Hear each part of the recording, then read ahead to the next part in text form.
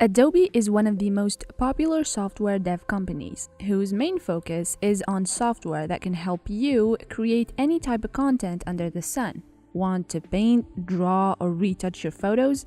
You've got Photoshop.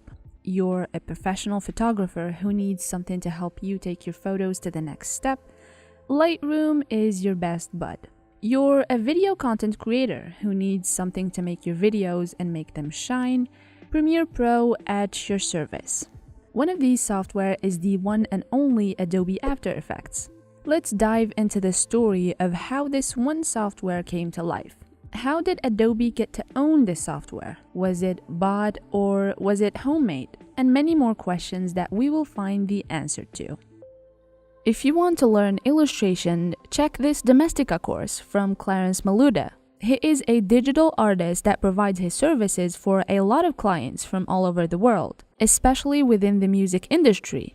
Some of his clients are DJ Snake, Ultra Music, Jackboy, and Empire Records. All you need to take this amazing course is a computer with Photoshop and After Effects installed. And it goes without saying, but kids, don't do drugs.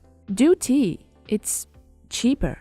You'll start with decoding the psychedelic style and its origin, and also how it works. You'll see how to gather your references and where you can get inspiration from.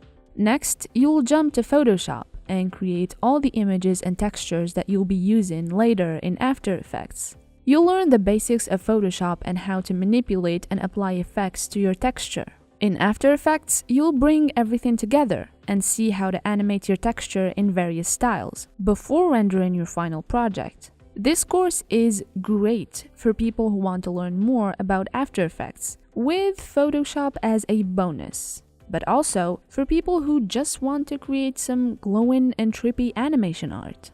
If you're interested, you'll find all the necessary links in the description box below.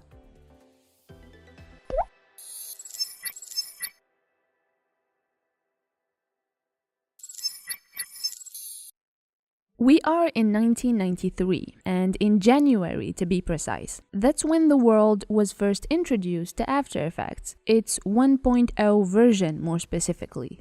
The people who gifted the world After Effects aren't a duo like the Knoll brothers with Photoshop.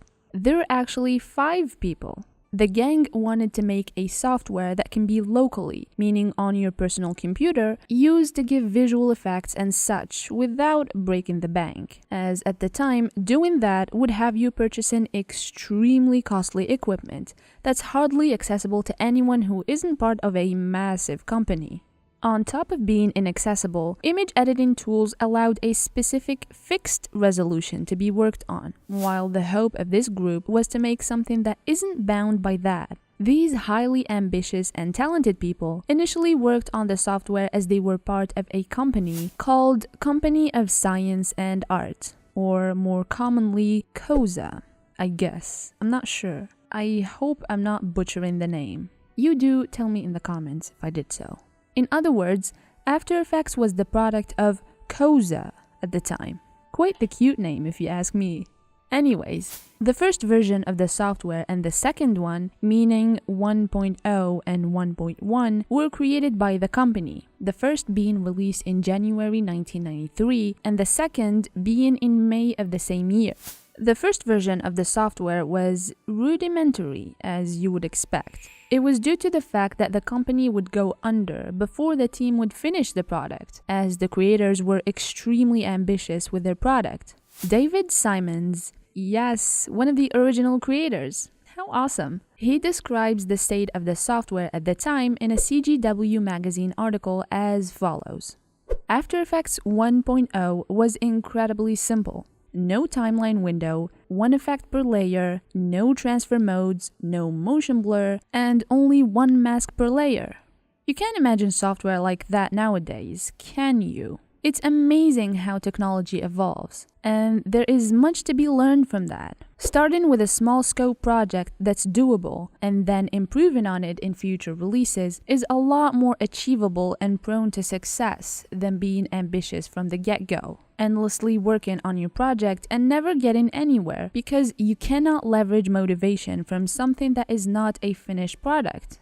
Anyways, unfortunately, the company's life only lasted less than 3 years. It didn't take long for Koza to be bought by Aldus Corporations. Again, I hope I'm not butchering the name. Which happened in July of the same year of the two first releases of After Effects, which was 1993.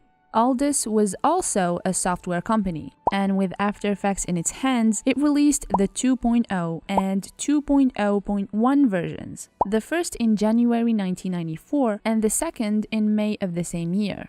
Funny enough, Aldus itself was bought by Adobe in the following year. Talk about a curse. But like, a good curse. What's a good curse called? Oh, right, a blessing.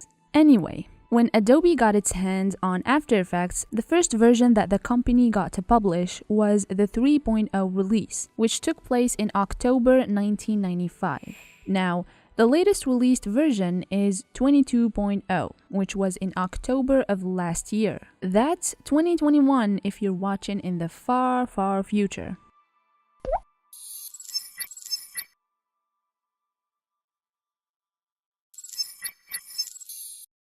Now that we have an idea on how the software came to be, let's explore why the software is so popular. The popularity of the software can be partially attributed to the legendary movie Jurassic Park that was released in June 1993. After Effects was used in creating many of the memorable effects in the movie, following the movie winning the 66th Academy Award for Best Visual Effects, among many other awards, I might add. We can safely say the rest is history. Luckily, we have David Simons in the same magazine article who gives us a more technical look on how the software was used and what sets it apart from other software. He says, Scott Billups from Electric Sandbox used After Effects to combine aspects of 3D dinosaurs and 2D sketches to virtually preview movie scenes. Billups used After Effects because it was the only